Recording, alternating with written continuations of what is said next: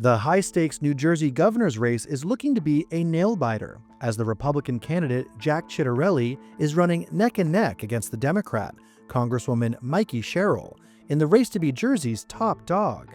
Sherrill's commanding lead over Ciattarelli has dissipated as the Democratic gubernatorial nominee's campaign hit a few speed bumps. One scandal that keeps rocking the Montclair resident and former prosecutor is her involvement in an infamous US Naval Academy cheating scandal. The former naval officer has flip-flopped on how she was mixed up in the scandal, which drew national attention at the time and barred her from walking with her 1994 graduating class at commencement. The scandal revolved around a December 14, 1992 exam for Electrical Engineering 311, which is a notoriously difficult mandatory class for all non-engineering majors at the Naval Academy. At the time, the Washington Post reported that of the 663 students who took the exam, 88 were found guilty of cheating. Of those, about 24 were expelled, and at least 64 received lesser penalties, such as late graduation. As for Sherrill, she has never been named as one of the students who cheated, but she did raise some eyebrows when it was revealed that she didn't walk at the May 25, 1994 graduation.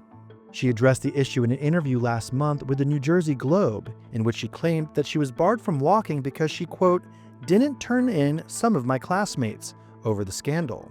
That was despite saying she knew some of those who were implicated. During an event at Plainville, New Jersey that was broadcast on ABC7, Sherrill revealed how much she knew about the scandal at the time. There was a test at the school that was stolen. I did not realize that it was stolen. I took the test. Afterwards, I knew what the rumor mill was. I knew people who were implicated in it. I didn't come forward with that information. But Sherrill can't keep her story straight. Last week, her Republican opponent, Ciattarelli, threw the issue in her face during a heated debate moment. The difference between me and the Congresswoman, I got to walk at my college graduation. I've never broken the law. She had to pay federal fines for breaking federal law on stock trades and stock reporting, and the New York Times reports was trading defense stocks while sitting on the House Armed Services Committee. Then when she was questioned about the scandal afterwards, this time Sherrill appeared to suggest that she did in fact come forward with the information she had about her classmates.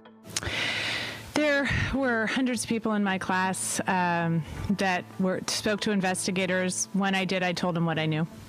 Sherrill has refused to release her full disciplinary record, which would paint a fuller picture of what happened, and her campaign declined to answer questions from the Post on whether Sherrill eventually did rat out her classmates.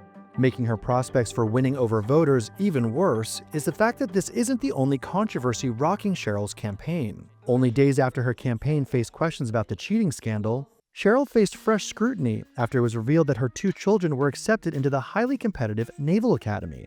The Democratic Congresswoman's office announced in June that her 2 kids, Lincoln and Margaret Hedberg, were among 9 students from her district to land spots in the academy, which has an admission rate of 9%. On X, libs of TikTok questioned how 2 of her children managed to get in at the same time in light of the highly selective process, writing that it reeks of corruption.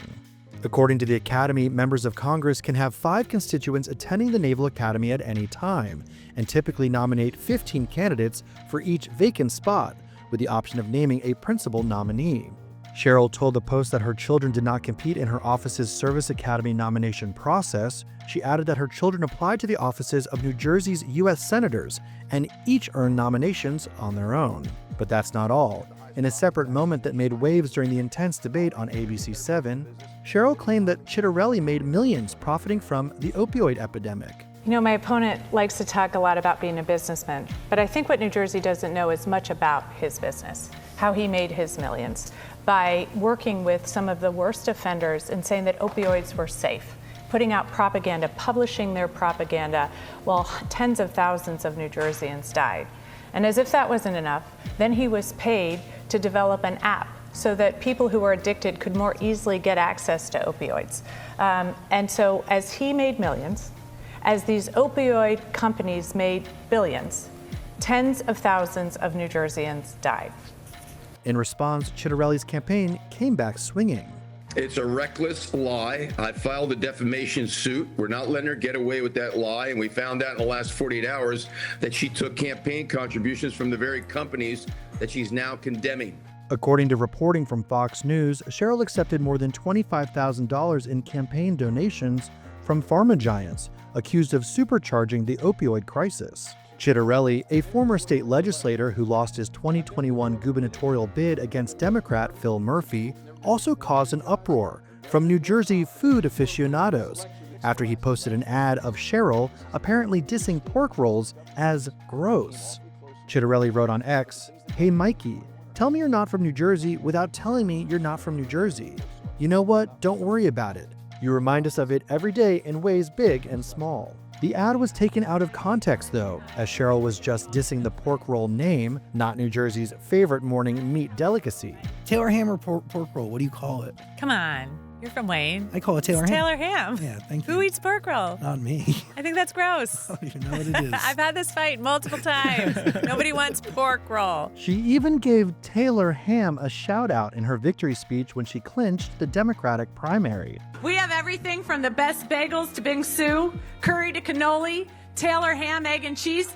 This state deserves the best. But wherever you end up on the pork roll Taylor Ham naming debate, it's a losing battle.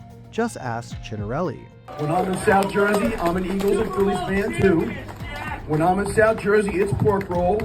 Tomorrow up in Bergen County, it'll be something else, but you get it. That's what you do when you're running for governor. Probably best not to ask either candidate about another hot button question, whether or not Central Jersey exists.